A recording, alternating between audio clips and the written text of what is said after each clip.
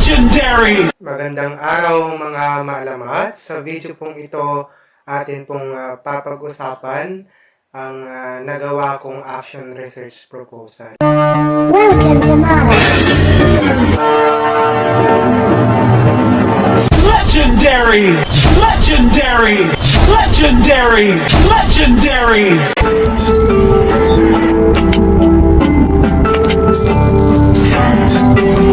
Legendary! So, completed action research na po ito, ngunit sa video ito atin po munang pagtutuunan ng pansin ang tungkol sa aking action research proposal.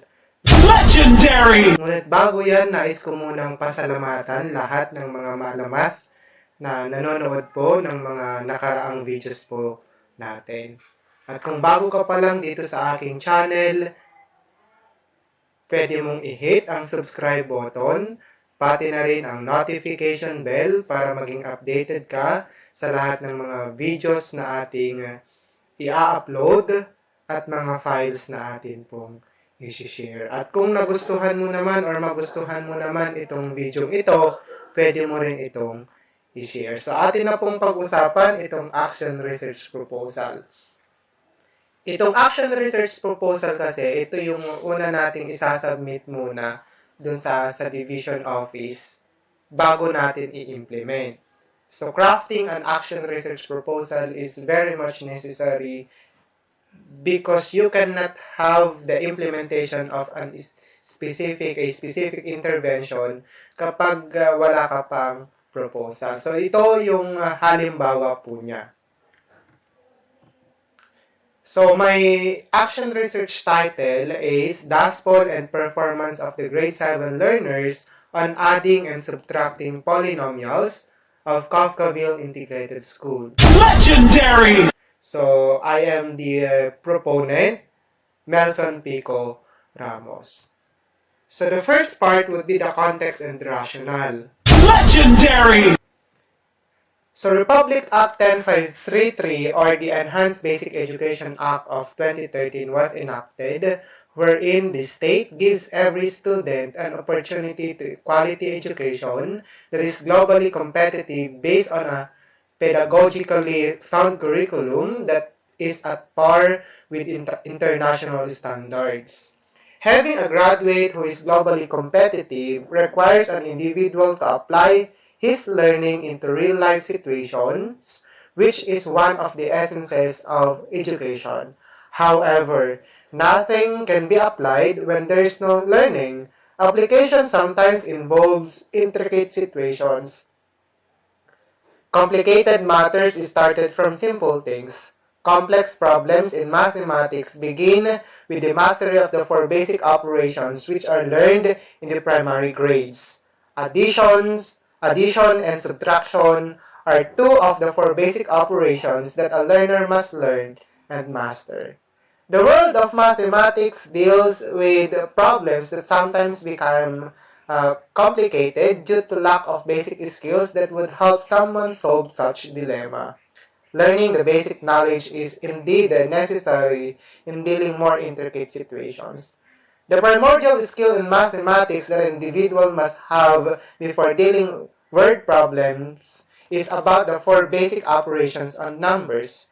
Prior to the entry of learners in the junior high school, they were already equipped with such skills. Moreover, the grade 7 curriculum, specifically in the area of mathematics, addition and subtraction of polynomials are contained within. So ito po ay proposal po ito. So ginagawa po, I'm presenting po sa inyo yung context and rationale. So pwede po niyo itong maging basis dun sa paggawa po ninyo ng context and rationale. In this connection, 10 out of 22 or 45% of the grade 7 learners in school year 2018-2019 at Kafkaville Integrated School tend to give wrong answers on questions relative to addition and subtraction of polynomials. So, ito na yung mga experiences natin. Ito na yung result ng mga exams na atin pong kinandak ng mga nakaraang school year. Hence, employing strategies such as the dust bowl for them to master such skills will help them understand more complex situations in mathematics such as solving algebraic expressions. So, ito po yung context and rationale. Now, dumako naman tayo sa action research questions. Legendary! So, apat po itong action research questions natin. So, pwede nyo pong maging batayan yung mga halimbawa po natin, itong present po natin dun sa pag-create po ninyo ng action research questions. You're just gonna change lang naman yung intervention as well as yung competency na gusto mong solusyonan or gusto mong ma-master ng mga bata using your intervention. This action research study sought to find out the effectiveness of dust bowl to the performance of grade 7 learners in adding and subtracting polynomials. So specifically, it answered the following research questions. So what is the performance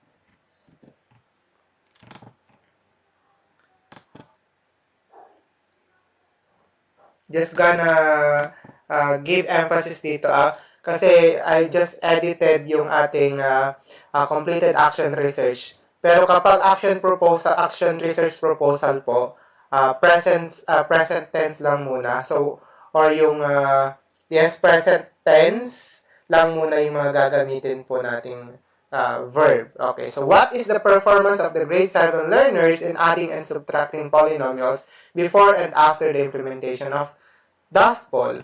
Is there a significant difference of the performance of the grade 7 learners in adding and subtracting polynomials before and after the implementation of dust bowl?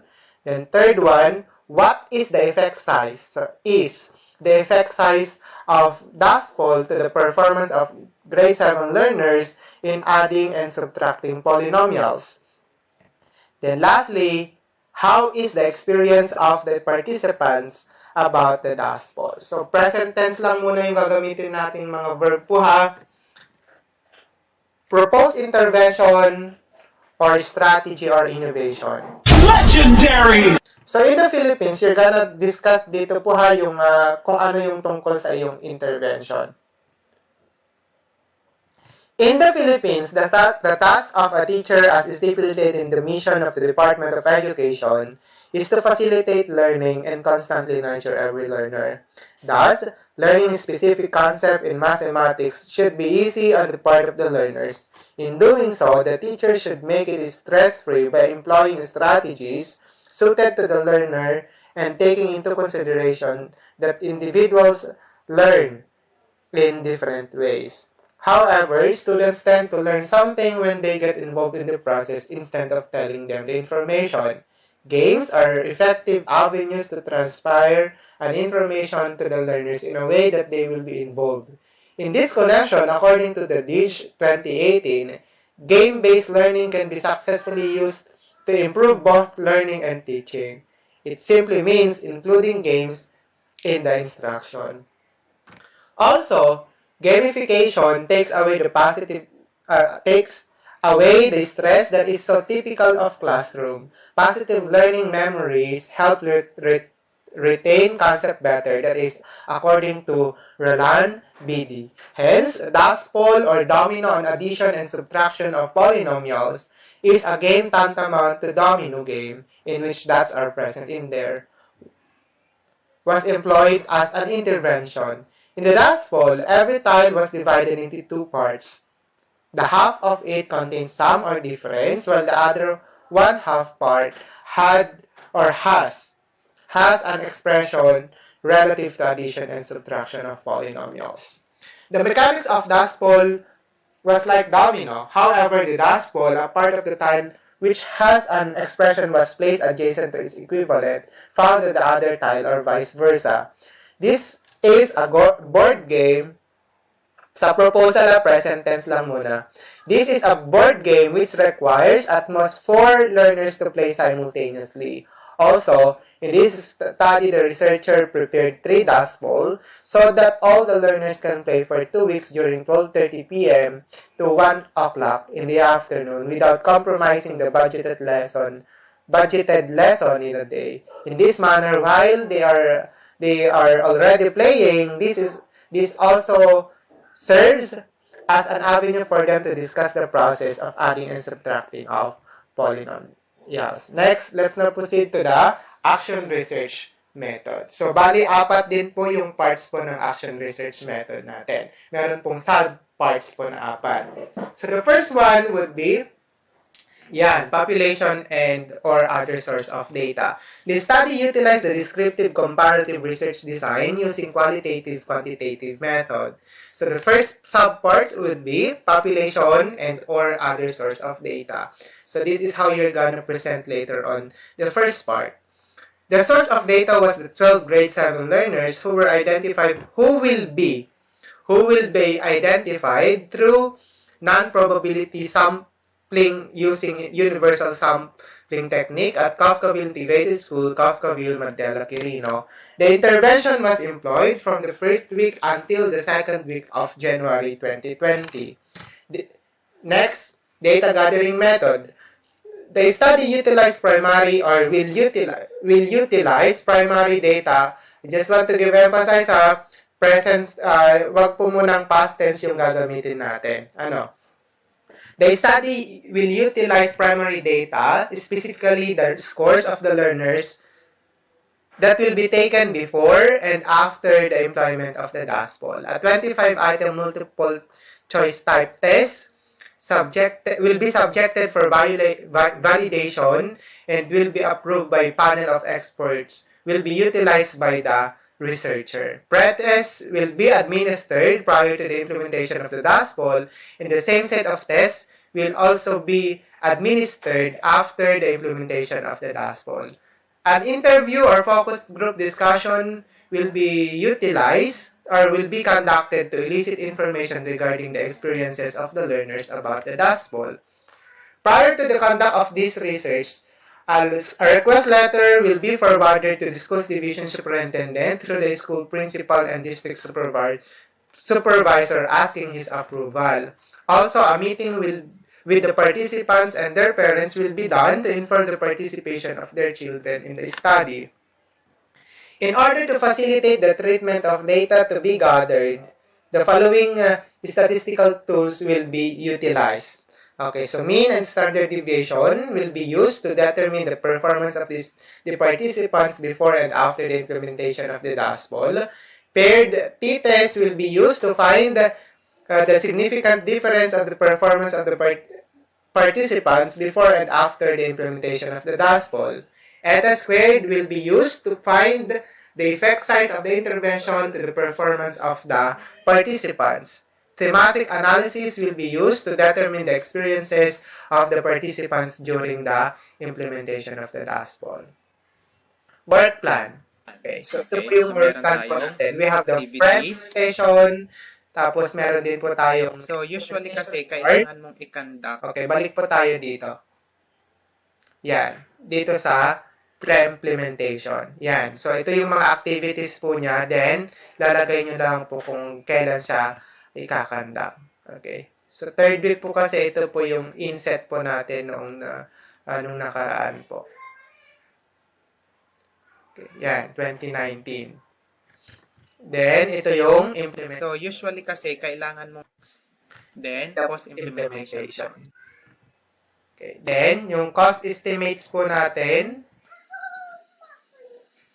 Okay, so for the cost estimates naman, you are just gonna have the breakdown of items and their cost. So, isa-isahin nyo lang naman dito yung mga materials na i-implementation, pati na rin kung magkano isa. So, ito yung halimbawa ng isang cost estimates. You have the activities, the party. Then, action plans for dissemination, advocacy, and utilization. Yan. So, for the for the dissemination naman yan, mga yan. Okay, then references. So, yan yung tungkol po dun sa ating action research proposal. And I just want to give recognition and acknowledgement to the schools division superintendent nung bago natin or nung pre-implementation po natin ng ating action research si Sir Orlando Emanuel and ang kanyang ASDS, si Ma'am Julie A. Truz. Tapos yung nung post-implementation, sa implementation at post-implementation na ang SDS na po namin ay si Ma'am Flor Delisa si Hecobe. Then yung ASDS po namin ngayon si Ma'am Cheryl R. Ramiro. Then yung dalawang chiefs po ng division po namin sa CID and SGOD, si Ma'am Elenita Ugot and si Sir George Sadul. And syempre, dun sa naging kumbaga nagbigay ng mga technical assistance, tumulong po sa amin sa pagcraft po ng action research proposal hanggang doon sa pagpa-finalize po ang aming dating education program specialist sa planning and research, si Sir Wilmar Villanueva, kung saan siya na po yung aming education program supervisors in mathematics. So maraming salamat po sa inyo pong lahat, and I hope na marami pa po kayong matulungan, and salamat din po sa mga nanood, and sana nabigyan po namin kayo ng idea on how you're gonna prepare your action research proposal. Ito po muli ang inyong lingkod, Teacher Malama Nelson Pico Ramos from the Schools Division of Quirino.